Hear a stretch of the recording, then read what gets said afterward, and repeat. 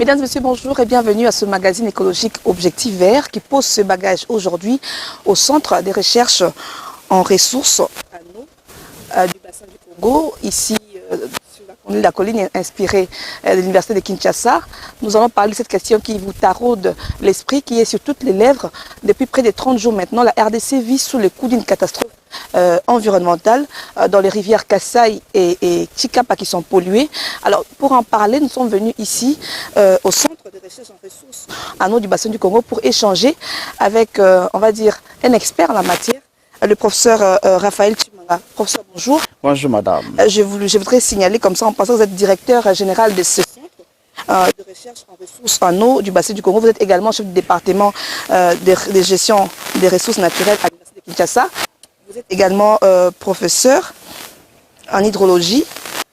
Qu'est-ce qu'il faut encore que j'ajoute sur cette liste de votre présentation? Bon, merci beaucoup madame. La liste de présentation, on peut dire beaucoup de choses que nous faisons au niveau national, des titres que nous occupons au niveau international, mais ce n'est pas ça ce qui compte. Ce qui compte pour le moment, c'est que c'est le travail que nous sommes en train de faire, n'est-ce pas?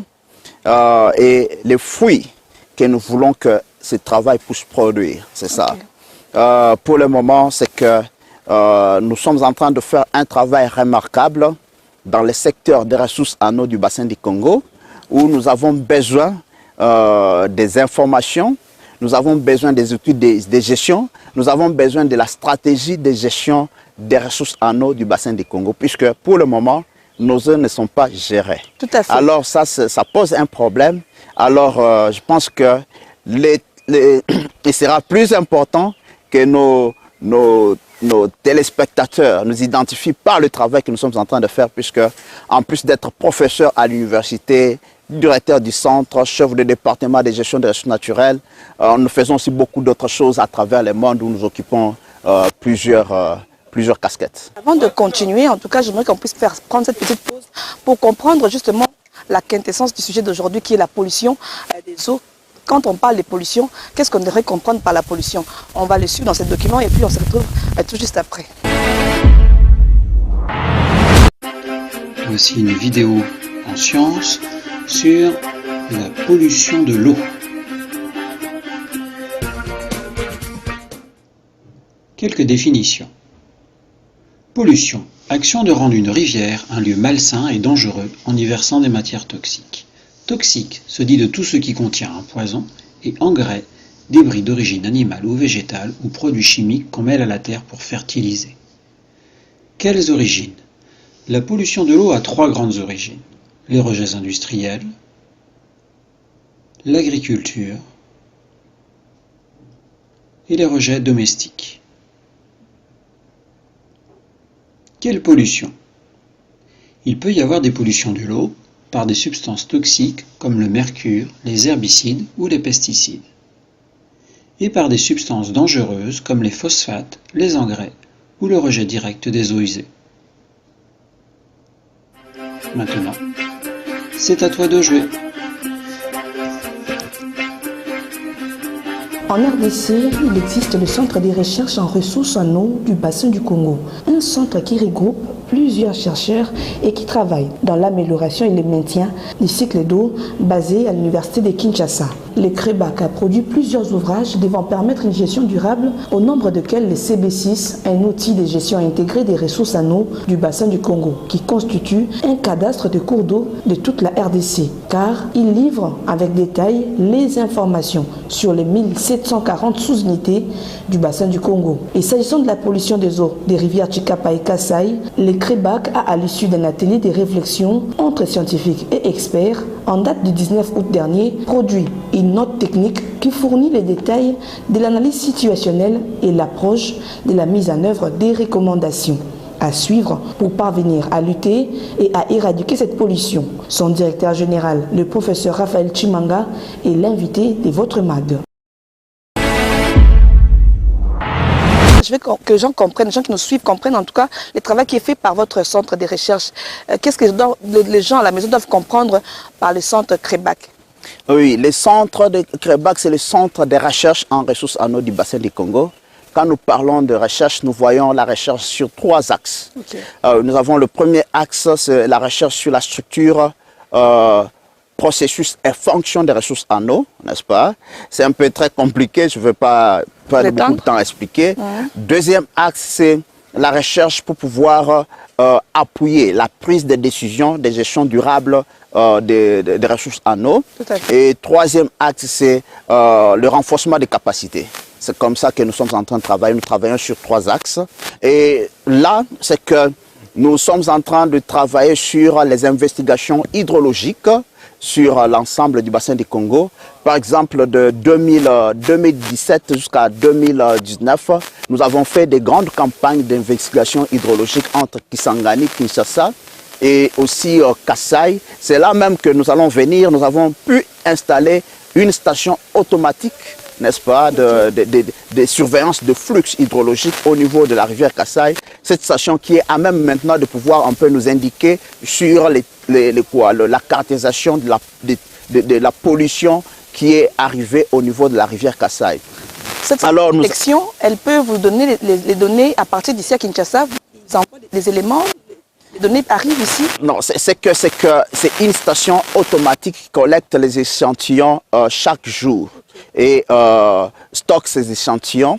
Alors, il y a un mécanisme de transport de ces échantillons. Il faut que quelqu'un soit sur place pour mettre soit ces échantillons dans un véhicule ou bien le mettre comme il y a un problème de route maintenant, le mettre dans un avion, n'est-ce pas? Il y a des petits porteurs qui partent là-bas, le mettre dans un avion pour pouvoir le ramener ici à Kinshasa. À partir d'ici, nous avons des laboratoires que nous pouvons utiliser pour pouvoir faire des analyses, pour pouvoir caractériser la pollution. Alors, vous êtes chercheur dans le domaine de l'eau. Les cours d'eau de la RDC sont-elles gérés à bon escient aujourd'hui? Est-ce qu'on peut le dire aujourd'hui que les cours d'eau sont gérés avant d'en arriver à la tragique histoire de la pollution? Madame, je dirais que les cours d'eau ou bien les eaux de la RDC ne sont pas gérés. Et ce qui arrive maintenant avec la catastrophe environnementale sur le bassin versant du Kasaï, c'est quelque chose qui va nous ouvrir l'œil pour que nous puissions voir comment est-ce que nous pouvons bien gérer nos ressources en eau, nos rivières, faire l'inventaire de toutes nos rivières, connaître leurs caractéristiques, n'est-ce pas, en termes de qualité, en termes de quantité, connaître les usages dont ces rivières-là font objet, n'est-ce pas, et connaître quel est le mode de gestion approprié pour ces ressources en eau. Alors là, je note que nous avons un avantage, c'est que nous avons maintenant des outils que nous avons développés qui peuvent nous aider d'une manière ou d'une autre à pouvoir déjà amorcer le processus de gestion. Alors justement, nous avons un problème, nous sommes face à un problème qui est réel aujourd'hui. On parle, les gens s'alarment du fait de la pollution, mais vous en tant que connaisseur, en tant que fin, on va dire, expert en la matière, de quelle portée est cette pollution? Quand on parle de cette pollution, qu'est-ce que les gens doivent comprendre? Est-ce qu'elle est aussi alarmante? Elle est aussi tragique? Elle est aussi dangereuse que nous l'entendons? Madame, nous parlons d'une catastrophe, n'est-ce pas? C'est une tragédie. Catastrophe environnementale. Ce qui se passe, c'est que ce que nous avons recommandé, c'est que notre gouvernement puisse déclarer, n'est-ce pas, cette catastrophe environnementale d'une façon officielle. Cela va nous aider dans le sens que on va maintenant mobiliser les ressources pour les interventions appropriées. Aussi longtemps que cette déclaration n'est pas faite, il y a une sorte de léthargie. Pour preuve, vous pouvez voir que depuis plus d'un mois, depuis plus d'un mois, n'est-ce pas, qu'il y a eu observation des pollutions sur la rivière Chikap et la rivière Kasaï, tout ça qui a continué, c'est qu'il n'y a aucune action concrète sur terrain. Il n'y a aucune mesure qui a été prise. Et ça, nous, en tant que des scientifiques, en tant que des experts dans le domaine, ça nous frustre, madame. Ça nous frustre et nous sommes tristes. Puisque c'est quelque chose qui va avoir des conséquences qui vont perdurer même après 30 ans. Puisqu'il s'agit bien entendu de pollution, n'est-ce pas, de drainage de drainage d'acide minier. Ok. Vous trouvez? Alors, ça contient, c'est une pollution qui contient des métaux lourds, des éléments de trace et consorts. Notre crainte maintenant, c'est que ça puisse entrer dans la chaîne trophique, n'est-ce pas? Ça puisse entrer dans les réservoirs naturels, tels que les zones humides, telles que les eaux souterraines. Et pour pouvoir dépolluer de tels réservoirs naturels, ça prend vraiment des années, n'est-ce pas? Et puis, lorsque ça entre dans la chaîne trophique, c'est quoi? C'est que, n'est-ce pas, il y a les poissons qui sont contaminés, les humains, n'est-ce pas, la population va devoir, va devoir consommer ces poissons et les éléments toxiques vont rester dans les corps, ok? Après quelques années, ce sont des maladies qui vont se manifester, n'est-ce pas? C'est le gouvernement congolais qui sera obligé de pouvoir se battre, trouver des solutions. Il y a des animaux qui vont devoir s'abreuver sur les cours d'eau. Voilà. Les animaux vont être contaminés. Les chasseurs vont aller chasser. Et puis après, on va ramener la viande à la maison, dans le marché. Les gens qui vont acheter. Bon, vous comprenez un peu les cycles. Ça sera un cycle. Vous comprenez un peu toute cette chaîne-là. Les conséquences. Alors, à votre niveau, qu'est-ce qui peut être fait à ce jour? D'aucuns estiment que cette pollution va être dissipée au fur et à mesure que ça s'élargit dans les cours d'eau. Et d'aucuns estiment qu'avec l'arrivée de la pluie, il y aura, on va dire, des pollutions de ces eaux. Est-ce que vous êtes de cet avis-là? Voilà, il y a des choses. Il y a des choses. Oui. C'est que lorsqu'il y a pollution, n'est-ce pas, c'est que ce n'est pas seulement les polluants qui sont contenus dans l'eau, n'est-ce pas? Et les polluants peuvent se déposer dans les sédiments, ok? Les polluants peuvent entrer dans les réservoirs naturels, comme je venais de le dire, n'est-ce pas? Et se déposer là-bas, c'est que là, les réservoirs naturels vont commencer à lâcher les polluants d'une façon graduelle. C'est que les cours d'eau seront contaminés consorts d'une façon graduelle. Mais ici, je veux parler un peu, on dit la pollution va se dissiper. Ok.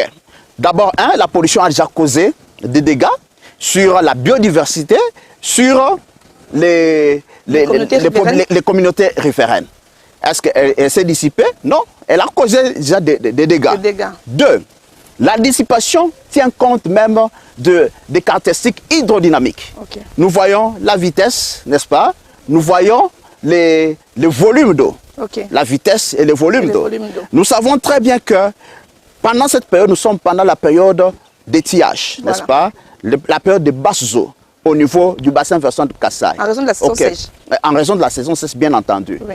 Alors, c'est que la vitesse aussi, le volume, le débit est faible. Oui. Est faible. C'est qu'il peut y avoir beaucoup de dépôts, d'éléments de dépôt sur les lits. Voilà. Oui, sur les lits, dans les sédiments, ok? Et ce qui va arriver avec la pluie, bien entendu, la pluie va aider à ce que il y ait charriage facile, n'est-ce pas, des polluants. Donc dissipation. Exactement, c'est ce qu'on peut parler. Mais attendez, madame, c'est que la pluie apporte des creux, ok? Tout ce qui était déposé dans le fond du canal et consorts va faire quoi? Va remonter, va partir dans des zones humides, ok? Dans les périmètres, dans les lits majeurs, vont se déposer là-bas. Les polluants vont se déposer dans les lits majeurs. Et quand ça se dépose dans les lits majeurs, qu'est-ce qui va se passer? C'est que leur libération sera graduelle. C'est qu'on aura toujours le même problème. On aura toujours les cours d'eau qui est pollué d'une façon graduelle. Mais quelle est la solution alors si l'eau ne va pas résoudre, si la pluie ne va pas résoudre ces problèmes? Qu'est-ce qui va résoudre les problèmes alors? C'est que pour le moment, nous avons fait des recommandations. Nous avons tenu l'atelier des experts, des scientifiques et des experts. 36 institutions de la République démocratique du Congo réunies à l'immeuble du gouvernement 2, à côté du palais du peuple. Même la territoriale. Exactement, oui. Et là, nous avons fait des recommandations, des orientations sur 5 thématiques. Okay. Nous avons parlé de l'environnement physique, étudié la dynamique des eaux en rapport avec les eaux souterraines, les eaux de surface, les zones humides, n'est-ce pas, étudier cette dynamique-là, l'environnement biologique, la biodiversité aquatique et les écosystèmes, les services, voilà, les services écosystémiques qui sont impactés, l'environnement social et économique, avec les communautés riveraines. Les communautés riveraines, leurs activités de subsistance qui sont bien entendu impactées, l'environnement juridique et politique, bien entendu aussi diplomatique. C'est là vraiment qu'on voit des mesures qui peuvent être prises puisqu'il s'agit bien d'une pollution qui vient d'un autre pays, n'est-ce pas? Comment est-ce qu'on peut avoir un cadre de collaboration pour aborder cette question, n'est-ce pas? Quelles sont les mesures qui peuvent être prises immédiatement? Là, nous avons fait des recommandations, n'est-ce pas? Pour que les deux parties au niveau international, n'est-ce pas, puissent se rencontrer, n'est-ce pas, avec un système d'arbitrage pour étudier. D'abord, nous avons demandé à ce qu'il y ait arrêt immédiat des rejets des pollutions dans les cours d'eau. Voilà. Et là, notre gouvernement, avec ses experts, avec ses scientifiques, devra bien se rassurer qu'il n'y a plus de pollution. Il n'y a plus de déversion de l'autre côté de la... Exactement, à partir de la source. l'Angola, oui. À partir de la source, de la rivière Tchekap qui prend sa source en Angola. Oui. Oui, les entreprises minières là, qui sont là-bas ne polluent plus. Voilà. Notre gouvernement devra se rassurer de ça. Et puis, il y a d'autres mesures qui doivent suivre en termes de réparation, en termes de compensation. Tout à fait. Et pour qu'on puisse que nous puissions arriver à la réparation, à la compensation, il faut qu'il y ait des évaluations scientifiques, n'est-ce pas? C'est que nous devons collecter des échantillons à la source et surtout le parcours de la diffusion des polluants pour que nous puissions examiner, déterminer la nature du polluant. Et l'ampleur.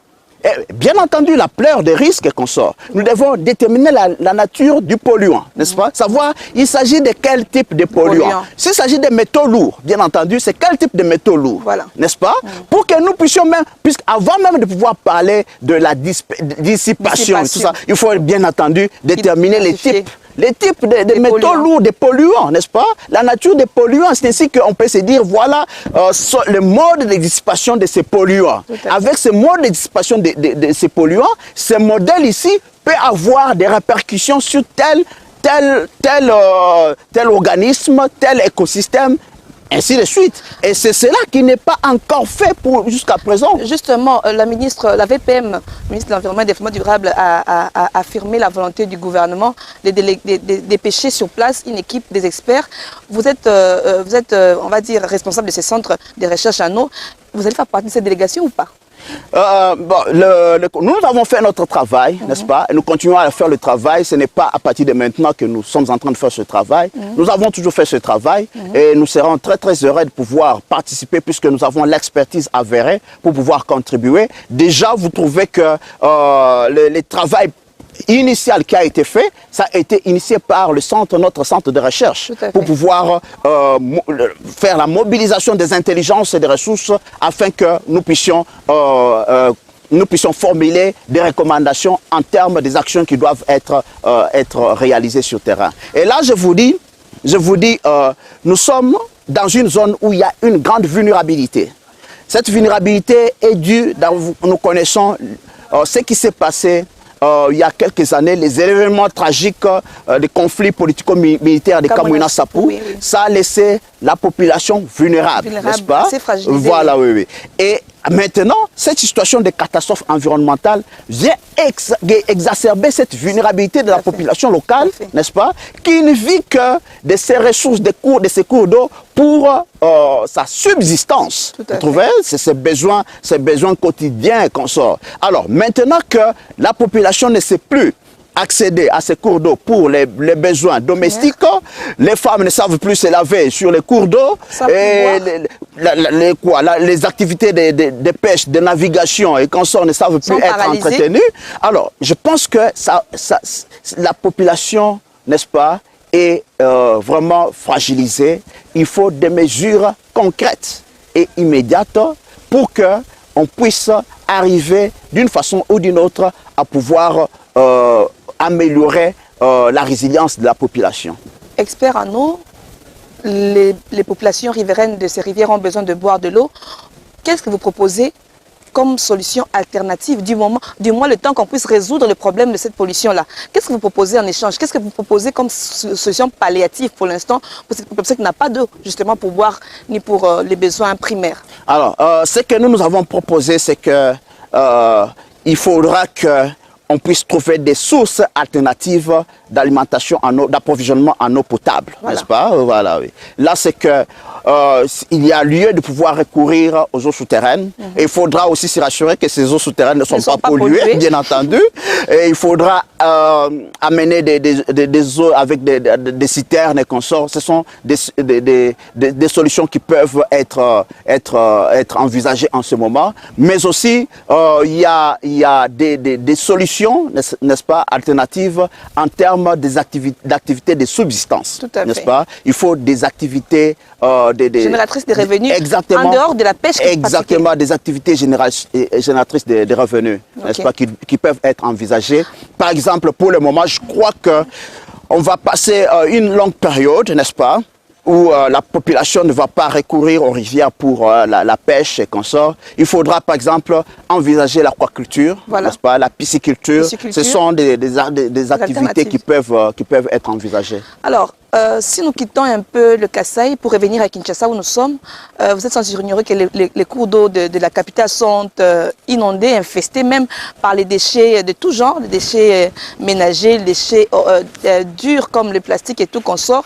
Est-ce que la population qui ne court pas un danger, à part celui qui les guette, celui de la pollution qui vient en progression vers la capitale? Est-ce que ces eaux qui sont infectées tous les jours ne constituent pas une menace pour les habitants de Kinshasa? Madame, ce qui est arrivé sur le bassin versant du Kasaï, bien sûr c'est une catastrophe puisque ça s'est déclaré, ça s'est manifesté en un laps de temps, n'est-ce pas, avec une grande ampleur, mais c'est quelque chose qui se vit, n'est-ce pas, partout dans la plupart des grandes villes et des zones minières dans notre pays, la République démocratique du Congo. Voilà. Et c'est que nous devons maintenant envisager les monitoring, n'est-ce pas, les suivis de nos cours d'eau, voilà. En termes de qualité, en termes de quantité. Voilà, oui. Je dis toujours que l'eau douce est une ressource vulnérable. Elle est vitale, bien entendu, vitale puisqu'elle sert à nos besoins, mais elle est vulnérable, elle est finie et peut s'épuiser. Voilà. Okay. Et peut s'épuiser. Exactement, exactement. Ce que j'ai dit, la rivière naît, grandit et elle meurt. C'est ça, oui. Alors, tout dépend maintenant de ce que nous faisons de cette rivière pour pouvoir la protéger. Il est pour la maintenir en vie. Exactement, pour la maintenir en vie et prolonger sa durée de vie. Et c'est que maintenant, là, nous devons voir quelles sont les mesures de gestion que nous pouvons envisager pour pouvoir protéger nos cours d'eau en termes de qualité, en termes de quantité. Nous sommes en train d'assister à la disparition de nos cours d'eau. Oui. Et avec l'empiètement des zones de recharge, n'est-ce pas? Est-ce qu'à Kinshasa, ici, il y a des rivières qui sont en phase de disparaître? S'il y en a une, vous pouvez nous la citer par exemple? Exactement. Non, non. Nous voyons lorsque nous sommes sur les métés, au niveau de la première rue, cette rivière-là, n'est-ce pas? Vous voyez, première rue. Voilà, au niveau de la première rue. Oui. Voilà, oui. Et ça ce n'est plus une rivière, c'est devenu un égout, n'est-ce pas? Plein de déchets. Voilà, oui. Allez au niveau de Ngaba, n'est-ce pas? Oui. Ça, ce n'est plus une rivière, c'est devenu un égout, ce n'est plus une rivière. Mal entretenu. Voilà, oui. Non, non, ce n'est plus une rivière, c'est un égout, c'est un dépotoir de tout, ce n'est plus une rivière, vous comprenez? Il n'y a plus de vie, puisque quand on parle d'une rivière, on voit la vie, n'est-ce pas? Oui. Il n'y a plus de vie. Vous trouvez? Et c'est toutes ces questions qui nous préoccupent et nous disons, ces questions doivent être vues, n'est-ce pas, abordées sur plusieurs aspects. Il y a l'aspect institutionnel, n'est-ce pas? Nous devons vraiment nous ne devons pas nous voiler la face.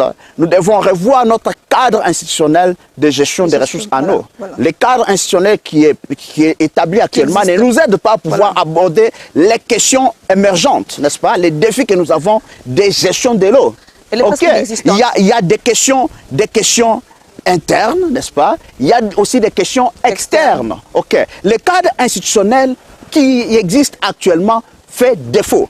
Et nous devons améliorer le cadre institutionnel. Ça, c'est un. Voilà. Deux, le cadre politique et juridique, n'est-ce pas? Qui règle, qui fait la réglementation sur la réglementation de la gestion ou bien des usages de l'eau. Ça fait défaut. Okay. Nous devons revoir ce cadre juridique et politique. Et puis, nous devons aussi revoir les cadres d'information. Quelles sont les informations que nous avons maintenant pour faire le suivi de nos ressources en eau, pour faire la prédiction, dire que voilà, dans 5 ans, l'état de nos ressources en eau sera comme ceci, comme cela, en termes aussi, au regard, n'est-ce pas, de besoins croissants. La dynamique de la population, la démographie, les besoins croissants d'utilisation de l'eau, les demandes extérieures que nous avons, les contextes de changement climatique, ce sont des choses qui doivent nous permettre, afin de pouvoir nous asseoir, faire ce que j'appelle system thinking. Donc, pour pouvoir aborder les aspects de gestion des ressources en eau dans notre pays. Sinon, nous sommes en train de courir les risques et nous sommes en train de dire que nous avons beaucoup d'eau, nous ne faisons rien de ces ressources en eau, et puis nous sommes en train de les dégrader. Les tuer à petit feu. Et oui, et puis après, nous allons nous plaindre. C'est ça. Nous n'aurons que les yeux pour pleurer. Alors, on va faire une pause pour prendre les activités environnementales qui ont marqué cette semaine. Et parmi ces actualités, il y a la présentation par le Programme des Nations Unies pour le développement de son rapport mondial sur le développement humain pour l'année 2020. Je vous convie à suivre ce qu'a été l'ambiance, mais surtout l'essentiel à retenir de ce rapport. Et on se retrouve tout juste après. Ce rapport du PNUD, le 30e de la série depuis 1990, présenté devant plusieurs membres du gouvernement et responsables des institutions publiques de la RDC, souligne que les pressions exercées sur la planète par l'homme depuis les 300 dernières années ont fondamentalement modifié les systèmes écologiques nécessaires à la vie sur Terre. Ces documents indiquent aussi que les actions que l'homme conjugue sur la biodiversité et les ressources naturelles seraient sans contexte à l'origine du dérèglement climatique, de l'effondrement de la biodiversité, l'acidification des océans, la pollution de l'air et de l'eau, ainsi que la dégradation des terres. Et les pays les plus pauvres seraient les plus exposés. Présidant cette cérémonie, le vice-ministre du Plan a affirmé la volonté de la RDC de tenir compte de ce rapport. Participer au lancement de ces rapports est un message fort du gouvernement visant à démontrer sa constance dans son engagement pour s'approprier les recommandations qui y sont formulées. Mesdames et messieurs, distingués invités, au-delà de la présentation de ce rapport, je suis convaincu que nous sommes venus ici ce matin pour reconnaître et dire d'une seule voix que la trajectoire actuelle de l'humanité n'est plus soutenable. Il est donc important que toute la représentation qui participe à cette cérémonie s'engage au sauvetage de notre espèce qui court vers son extinction si on n'y prend pas garde. Et pour inverser la situation, les rapports mondiaux du développement humain proposent 3 pistes pour sortir de cette situation, parmi lesquelles développer des solutions fondées sur la nature. La protection de l'environnement et des équilibres fondamentaux de la biosphère, la lutte contre la pollution et le réchauffement climatique, tel est le cheval de bataille de l'ONG Nature is Life, entendez en français « La nature, c'est la vie ». En séjour à Kinshasa, la présidente de l'organisation non gouvernementale Nature is Life annonce un concours dénommé Miss Verte qui sera organisé le 3 septembre prochain dans la capitale congolaise. Miss Verte, c'est un concours d'idées pas seulement de beauté, mais concours d'idées, parce que nous formons les ambassadrices de l'environnement afin qu'elles, dans leur milieu respectif, elles arrivent à faire le travail que je fais dans le Haut-Katanga. Et il y aura la soirée la semaine prochaine, le 3 septembre. Il y aura les filles, on va couronner l'ambassadrice de l'environnement de cette année, qui est la Miss Verte 2020-2021. Sensibiliser et éduquer la population à la protection de l'environnement, la gestion des déchets et la plantation des arbres est une affaire de tous, soutient Malesta Botoni, qui croit que cela est possible qu'avec l'accompagnement de tous. Nous avons besoin que le gouvernement puisse nous accompagner. Le chef de l'État qui vient nous accompagner, c'est notre papa. Maman Denise, qu'elle nous accompagne, c'est notre maman. Que le gouvernement puisse nous soutenir. Il y a le ministère national de l'environnement, et que l'excellence Eve Bazaïba aussi tourne son regard vers nous, parce que c'est un grand et un bon projet. Si on arrive à sensibiliser toutes ces filles, c'est comme on dit qu'une femme, c'est éduquer toute une nation. La Queen Miss Verte de Nature is Life reste convaincue que la beauté physique ne suffit pas pour changer ce monde. C'est ainsi qu'elle lance cet appel à la protection de l'environnement, un cadeau du ciel. Comme sollicité auprès de l'Assemblée nationale, la VPM, ministre de l'Environnement et Développement durable, Eve Bazaïba, a conduit une délégation sur place dans la province du Kasaï pour s'enquérir de l'état de la pollution en vue de trouver des solutions idoines. La structure de jeunes Congolisief Biodiversity Network a organisé le samedi 28 août un atelier de consultation de la jeunesse sur la biodiversité avec comme thème « Perspectives de jeunes envers le cadre mondial de la biodiversité pour l'après 2020 » à Kinshasa. Alors, on est de retour avec le professeur Raphaël Chimanga ici au centre Crébac. Alors, professeur, vous avez énuméré un certain nombre de défis. On est en train de citer. Votre centre fait des recherches, mais où sont orientées, on va dire, les conclusions de ces recherches-là? Qu'est-ce qu'on en fait? Ils sont où?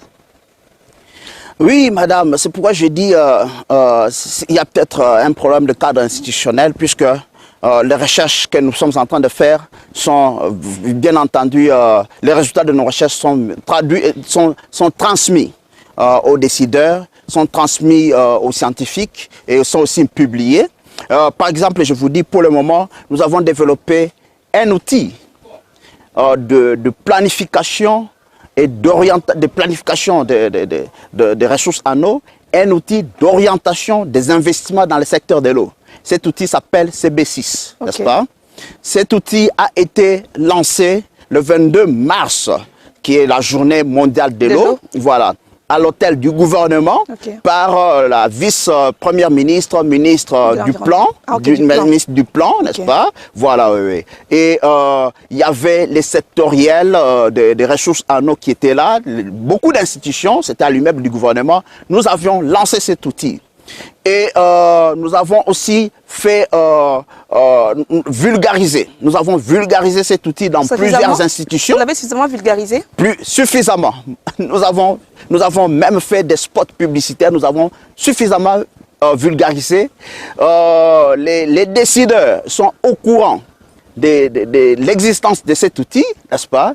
C'est un outil qui est au centre de gestion des ressources en eau de notre pays et du bassin du Congo. Alors, il est temps que l'outil soit utilisé pour la prise de décision. Qu'est-ce que les gens attendent? C'est ça, c'est qu'on se demande. Il faut pousser un peu. Non, mais on va pousser jusqu'à quand? Nous avons écrit, voilà, ils sont conscients. Il faut que l'outil soit utilisé. L'outil, c'est ce que j'appelle le cadastre de l'eau. Voilà. Le cadastre de l'eau, puisque l'outil identifie les potentialités. C'est un peu comme un atlas, quoi.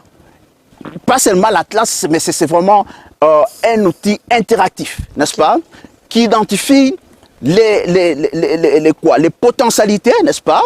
Et peut orienter, bien entendu, leur affectation. Voilà, les investisseurs, les chercheurs, les décideurs pour dire que non, voilà tel endroit, il y a telle potentialité en termes de services de ressources en eau. Là, les services des ressources en eau, je peux les énumérer si vous permettez, c'est que nous avons les services d'hydroélectricité, c'est le service des ressources en eau. Tout à fait. Navigation, c'est le service des ressources en eau. Le transport. Irrigation, voilà, nous dépendons que maintenant que c'est la saison sèche, les gens ne savent pas cultiver. Oui. Alors que si vous partez dans le désert, les gens sont en train de cultiver toute l'année. Alors, il y a eau potable et assainissement, voilà, il y a ces services-là qui est...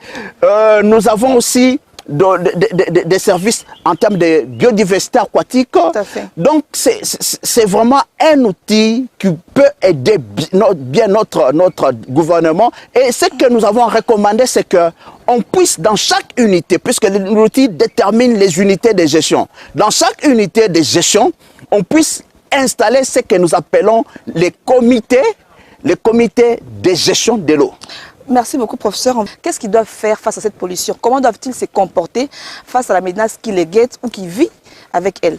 À nos frères et sœurs qui sont vraiment, nous compatissons avec ce qui se passe dans le bassin versant du Kasaï, précisément sur les rivières Chikapa et Kasaï, n'est-ce pas, où nous avons identifié 10 entités administratives, n'est-ce pas, où près de 2 millions de personnes sont directement exposées aux conséquences, aux risques de cette catastrophe environnementale.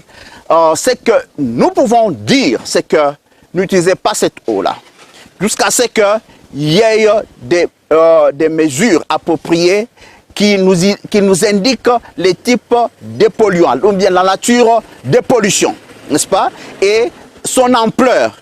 Et ça, c'est quelque chose qui va orienter les usages futurs de ces cours d'eau. Et je crois que ce sont les recommandations que le gouvernement provincial avait déjà donné, n'est-ce pas? Il faut vraiment bien suivre ces recommandations et sensibiliser les populations riveraines sur ces recommandations. Merci bien, professeur. Voilà qui va marquer, on va dire, votre dernier mot. Je rappelle que vous êtes directeur général du Centre des recherches en ressources en eau du bassin du Congo.